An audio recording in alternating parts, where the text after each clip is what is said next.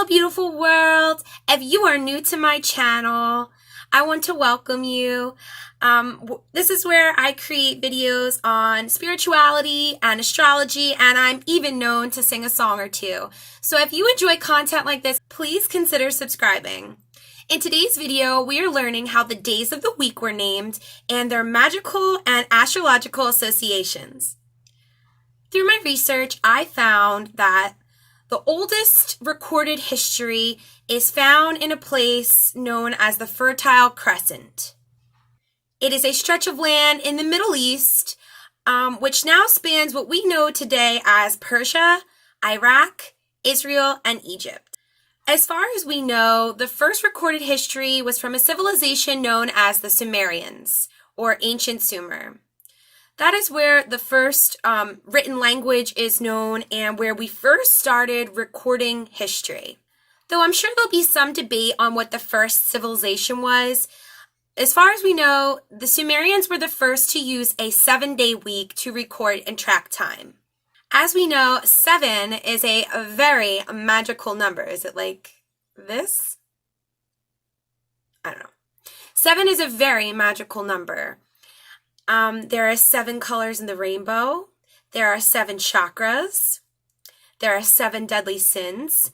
There are 7 Weasley siblings if you're a Potterhead. But most importantly, there are 7 heavenly bodies that can be viewed with the naked eye. And that is our sun, our moon, Venus, Mercury, Mars, Jupiter. Totally forgot to add Saturn.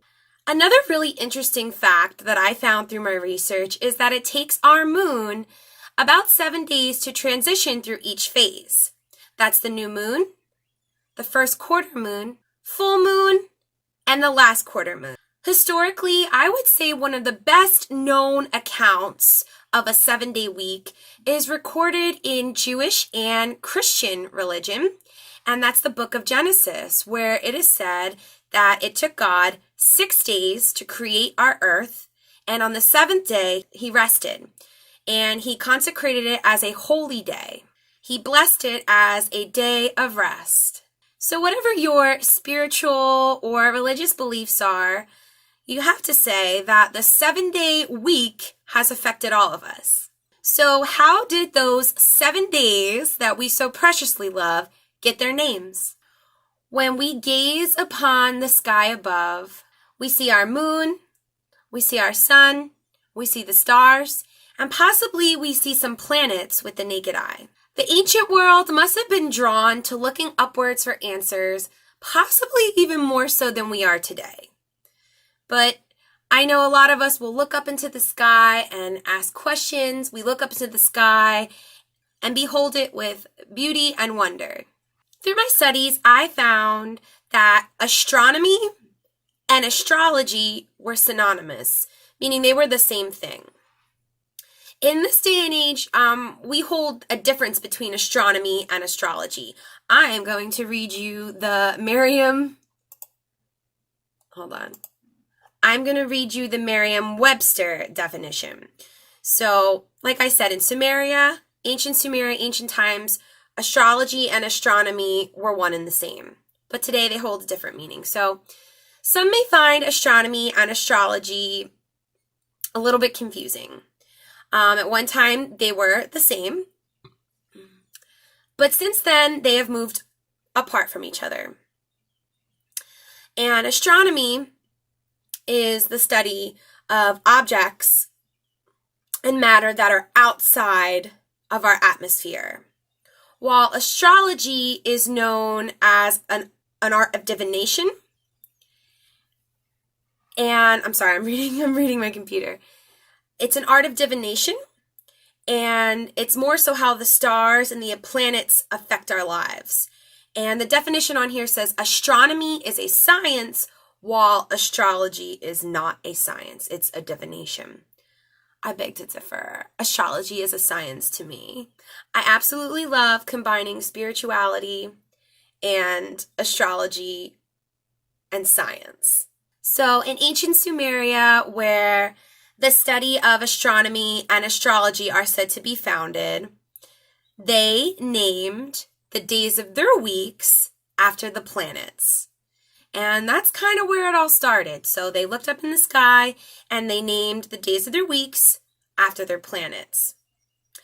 But they also named them after the gods and the deities that they held dear. As time has unfolded, each preceding civilization then named the days of their weeks after their gods. So I wrote this down on a couple cue cards, and I think getting into the gods and their associations is a different video altogether, but I just wanted to share it with you. So we'll start with ancient Sumeria. And the moon was named after the god Nana, and the sun was named after the god Utu. Mercury was named after the god Enki. Venus was named after the goddess Inanna. Mars was named after the god Guglana. Jupiter was named after their god Enlil. And Saturn was named after the god Ninurta.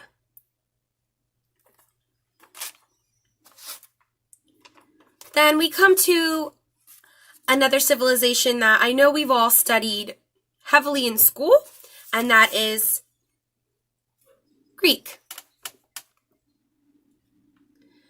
So I remember we learned a lot about Greeks and Romans in school. So the moon goddess was named after Selene, the sun after Helios, Mercury after Hermes,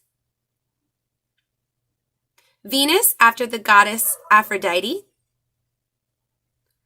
Mars after Ares, Jupiter is Zeus, and Saturn is Kronos. If you would like me to get into another video that goes deeper into the associations of the different gods and goddesses, comment down below because that's a different video altogether. So as I was saying, each preceding civilization after the Sumerians, they named the days of the week after their gods, goddesses, and deities. So after researching all this, I realized there is astonishing similarities between all of this, which kind of leads me to believe that before Catholicism, that most people were polytheistic, meaning they worshipped and they prayed to many different gods and goddesses. So when it comes down to the English language and the names of the days of the week we have now, I have to delete some footage before I can keep recording. I deleted some things off my phone that were backed up. So as I was saying, where we got the names for the days of our week were actually named after Norse and Germanic gods. So I made a couple cue cards to go over those as well.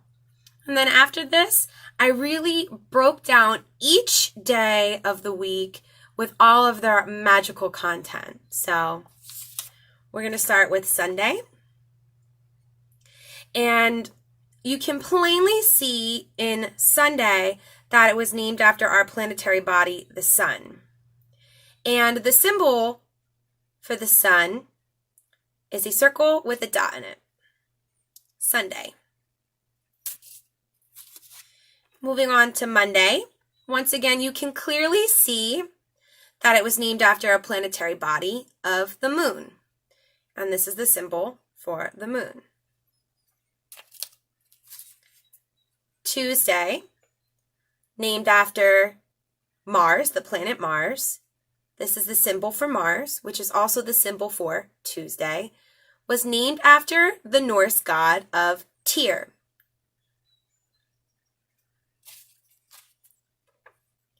Wednesday, named after the planet Mercury. This is the symbol for the planet Mercury and also for the day of the week, Wednesday. Was named after the Norse god Odin or Woden.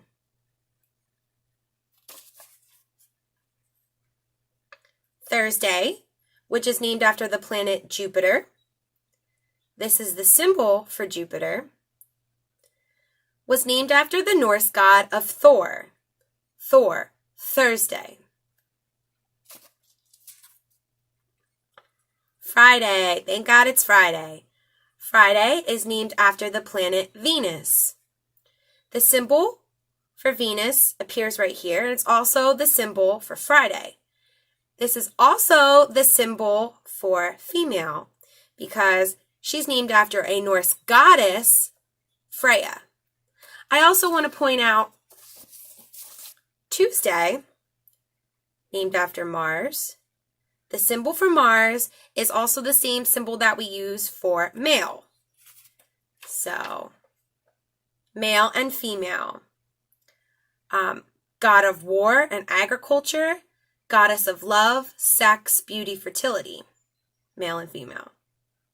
I made another video about that once before.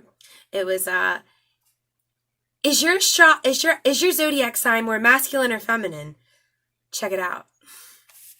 And last but not least, we have Saturday. You can clearly see the word Saturn in there. So Saturday is named after Saturn, and this is the symbol.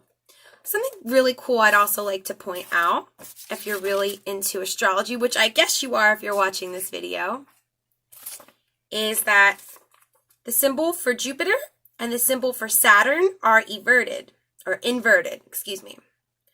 Jupiter is actually the son of Saturn. And they didn't get along. They don't get along. So you see the symbol for Jupiter is upside down the symbol for Saturn. Jupiter is a planet of expansion, luck, abundance, where Saturn is a planet of time, limitations, karmic lessons. So these are opposites.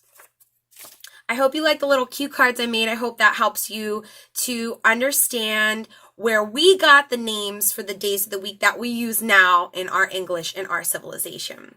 So part 2 of this video, I'm going to get deeper into each day of the week, their magical associations and properties. I want to thank you so much for watching part 1 of this video. And if you like this content, hit the like button. And if you feel my vibes, please subscribe to my channel. And I will see you in the next video for part 2.